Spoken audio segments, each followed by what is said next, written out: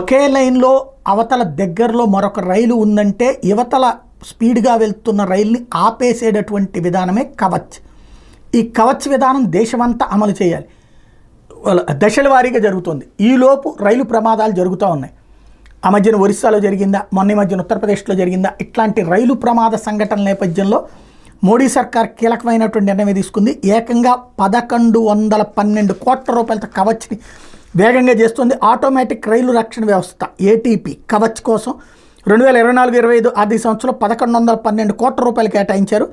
ఇప్పటి వరకు కవచ్ పనుల మీద 1216 కోట్లు ఖర్చు చేశారు. ఇది దేశీయంగా తీర్చిదిద్దిన వ్యవస్థ. అత్యుత్తమ భద్రతా ప్రమాణాలతో పనిచేస్తూ నిర్దేశిత వేగంతోనే లోకో పైలట్ రైళ్లను నడిపేందుకు దోహదపడుతుంది. ఏ కారణం వల్లైనా లోకో పైలట్ కానీ రైలుకు బ్రేక్ వేయలేకపోతే ఆటోమేటిక్గా ఇది ఆ పని చేస్తుంది. ప్రతికూల వాతావరణంలో కూడా రైలు సురక్షితంగా నడిచేలా చూస్తుంది. ప్రతి రైల్వే స్టేషన్లో ఈ వ్యవస్థ నెలకొల్పాలి. రైలు మార్గం పొడవునా RFID ట్యాగులు ఏర్పాటు చేయాలి. ఆప్టికల్ ఫైబర్ కేబుల్ వేయాలి. ప్రతి ఇంజన్ పైన దీన్ని నెలకొల్పాలి.